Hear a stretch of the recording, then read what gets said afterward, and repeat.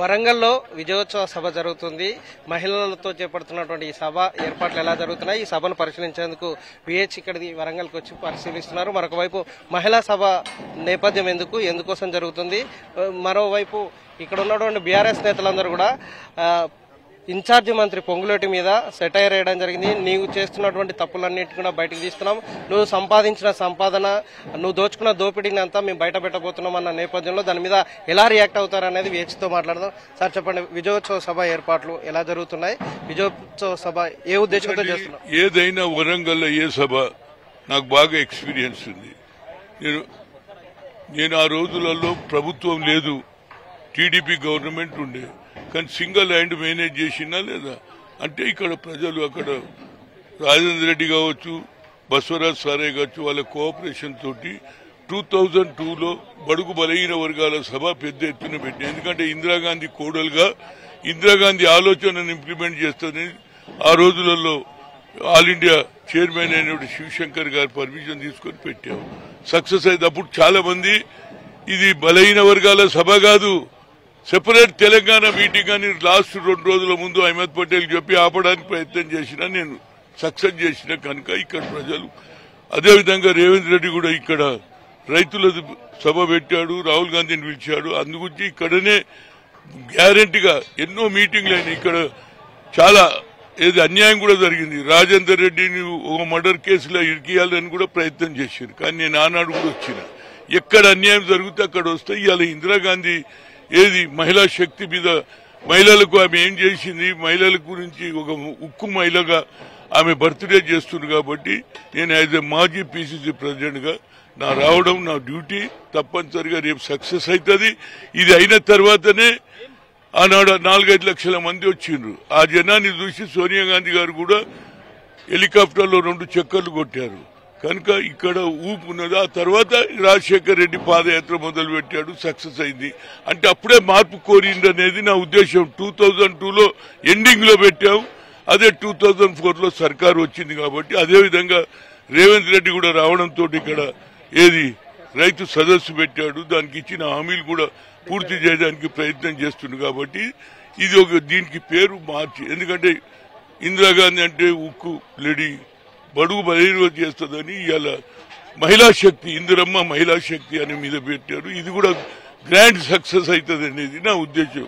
అంటే ఇక్కడ స్థానికంగా ఉన్నటువంటి పొంగులేటి శ్రీనివాసరెడ్డి, ఇక్కడ ఉన్నటువంటి ఇన్ఛార్జి మంత్రి దారుణంగా దోచుకుంటున్నారని బీఆర్ఎస్ ఎమ్మెల్యేలు చెప్తున్నారు. ఆయన దొంగ సంపాదన అంతా బయట తీస్తామని చెప్తున్నారు. కేటీఆర్ మీద, కేసీఆర్ మీద మాట్లాడితే మాత్రం ఖచ్చితంగా నీకు తగిన బుద్ధి చెప్పాల్సి వస్తుంది, కాంగ్రెస్ నేతల అక్రమ సంపాదన బయట పెట్టాల్సి వస్తుంది అని చెప్తున్నారు. దీని మీద ఏం కామెంట్? చూడండి, ఇప్పుడు వాళ్ళంతా లీడర్లు ఉన్నారు, పదవి పోయింది, ఓడిపోయినదనే భ్రమ ఉన్నది. ఇంకోటి అది ఇంకా మైండ్ సెట్ వాళ్ళ చేంజ్ గా. నేనేమంటున్నా, వీటి మీద ఆరోపణ కంటే ఈ 10 ఏళ్లు మీరు రైతుల సమస్య అన్నారు, హరిజనులకు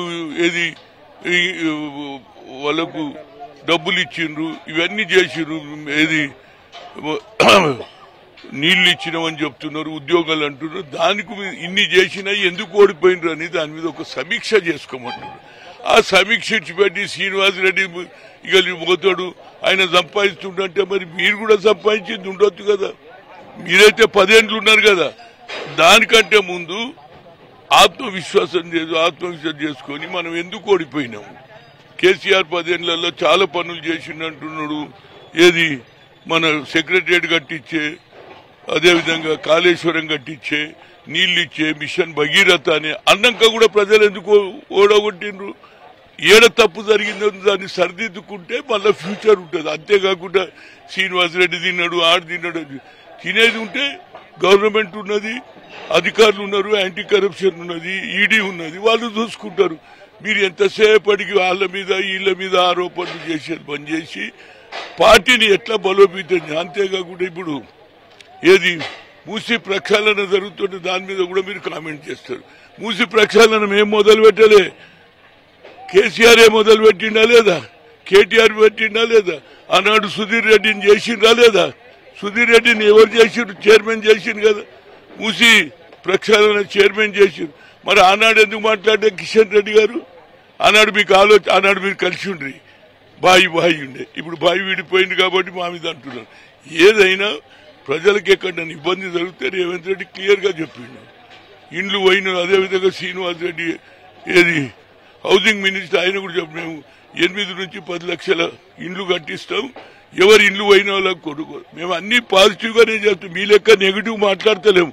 మీరు 7 ఏళ్ళ 8, 10 ఏళ్ళల్లో మేము ఎప్పుడు మాది వచ్చి ఏడాదే కాకపోయి ఇక పోతుంది ఇక ఉంటది. ఇవన్నీ రోజు మీడియాకు వనికొస్తుంది, ప్రజలు నవ్వుకునే రోజులు వస్తాయనేది నా ఉద్దేశం. దీని బదులు మీరు మేధోమతనం పెట్టుకుని ఎందుకు ఓడిపోయినరో తెలుసుకుంటే బాగుంటది అనేది నా ఉద్దేశం. నామినేటెడ్ పదవులు ఎప్పుడు రాబోతున్నాయి, మీకు ఏ పదవి వస్తుందని ఆశిస్తున్నారు? చూడండి, ఇప్పుడు మీరు ఏ పదవి రేస్ లో ఉన్నారు? చూడండి, నేను గత 10 ఏళ్ల నుంచి కొట్లాడుతున్నా. నాకు ఏమైనా పదవి ఉన్నదా చెప్పు, ఉన్నదా లేదా? 3 సార్లు ఎంపీ అయినాక నాకేం లేదు. నేను ఓడిపోయిన తర్వాత సప్పుడు కానీ నాకు పదవులు ఉన్నా లేకపోయినా ప్రజల అభిమానం అవుతుంది. ఇవాళ కాకుండా రేపు నా ఇందిరాగాంధీ కుటుంబానికి నేను లాయలు, సత్య వరకు కాంగ్రెస్. బట్టలు మార్చే కల్చర్ నాది కాదు. ఇది ఒక్కటే ఉంది, కోట్లు సంపాదించదు కానీ కోట్ అయితే వేసుకున్నా కనుక ఇదే చాలు. ప్రజలలో అభిమానం ఉంది. తప్పనిసరిగా పదవులు ముఖ్యం కాదు. ప్రజలు ఎక్కడ అన్యాయం జరుగుతుంది అక్కడ. ఆజిపూర్లో 3 అమ్మాయిల మీద రేపైపోయినా లేదా, ఖమ్మంలో 3 రైతులకు. ఎమ్మెల్సీ పోస్టులు త్వరలోనే రాబోతున్నాయి, మీకు ఎక్కువ మెజార్టీ ఉంది కాబట్టి నాకు ఒక్కటే ఆశ ఉన్నదండి. రాహుల్ గాంధీ గారు ఏమన్నాడు, we come to the power, will conduct caste wise జితనా హిస్సేదారీ ఉత్తి భాగీదారి అన్నాడు. కాబట్టి నాకు యావత్ భారతదేశంలో పరిచయాలు ఉన్నాయి. ఐఐటి ఐఎంలో సోనియా గాంధీ దయవల్ల రిజర్వేషన్ వచ్చింది, మా పిల్లలు చదువుతున్నారు.